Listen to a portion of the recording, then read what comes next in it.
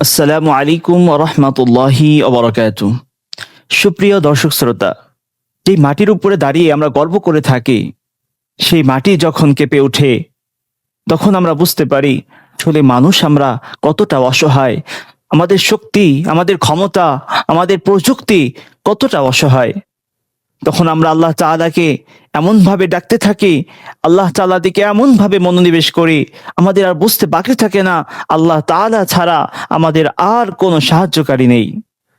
প্রিয় মুসলিম উম্মাহ, প্রশ্ন হলো, এগুলো কি শুধুমাত্র প্রাকৃতিক দুর্যোগ, নাকি এর মাঝে রয়েছে আল্লাহ তাআলার পক্ষ থেকে অনেক বড় শিক্ষা? আজকের ভিডিওতে কোরআন ও হাদিসের আলোকে সে সম্পর্কে আলোচনা করার প্রয়াস চালাবো ইনশাআল্লাহ। আল্লাহ সুবহানাহু ওয়া তাআলা সূরা ইসরার ৫৯ নম্বর আয়াতের মাঝে ইরশাদ করেন, ওমা নুরসিলু বিল আয়াতি ইল্লা তাখওয়িফা। আমি নিদর্শনসমূহ পাঠিয়ে থাকি তোমাদেরকে সতর্ক করার জন্য, যেন তোমরা সতর্ক হও। আবার কখন আল্লাহ তাআলা আমাদেরকে পরীক্ষা করে থাকেন, যেমনটি ইরশাদ হয়েছে সূরা বাকারার ১৫৫ নম্বর আয়াতে, ওয়ালা নাবলুয়ান্নাকুম বিশাইইম মিনাল খাউফি ওয়াল জু'। অবশ্যই অবশ্যই আমি তোমাদেরকে পরীক্ষা করব ভীতির মাধ্যমে, ক্ষুধার মাধ্যমে। আবার কখনো আল্লাহ সুবহানাহু ওয়া তাআলা আমাদের গুনাহের শাস্তি দিয়ে থাকেন, যেমনটি বর্ণিত হয়েছে সূরা আরাফের ৭৮ নম্বর আয়াতে, ফাআখাযাতহুমুর রাজফা ফাআসবাহু ফি দারিহিম জাসিমিন। সালেহ আলাইহিস সালামের জাতি যখন আল্লাহ তাআলার নিদর্শন উটনীকে অস্বীকার করে বসলো, আল্লাহ তাআলা তাদেরকে ভূমিকম্পের মাধ্যমে পাকড়াও করলেন। উল্লেখিত ৩ আয়াত থেকে যদি আমরা লক্ষ্য করি, এটা আমাদের কাছে স্পষ্ট হয়ে যায় আল্লাহ তাআলা কখনো এই সকল নিদর্শনের মাধ্যমে আমাদেরকে সতর্ক করে থাকেন, আবার কখনো আমাদেরকে পরীক্ষা নিয়ে থাকেন, আবার কখনো আমাদের গুনাহের শাস্তি দিয়ে থাকেন। রাসূল কারীম সাল্লাল্লাহু আলাইহি ওয়াসাল্লাম ইরশাদ করেছেন, লা তাকুমুস সাআহ হাত্তা তাকসুরাজ জালাজিল।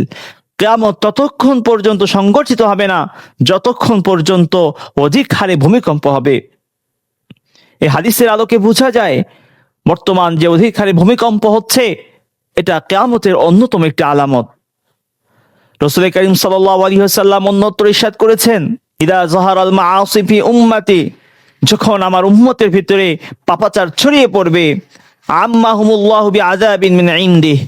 আল্লাহ তাআলা তাদেরকে আযাব দ্বারা পাকড়াও করবেন, আযাব দ্বারা তাদেরকে শাস্তি দিবেন।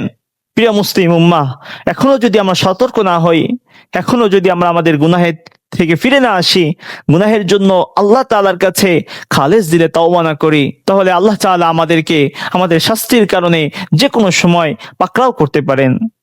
গতকালের ভূমিকম্প, আজকের ভূমিকম্প আমাদেরকে এটা স্পষ্ট করে দেয়, আমাদের ধন সম্পদ, আমাদের বাড়ি গাড়ি অট্টালিকা কোনো কিছুই আমাদের কাজে আসবে না।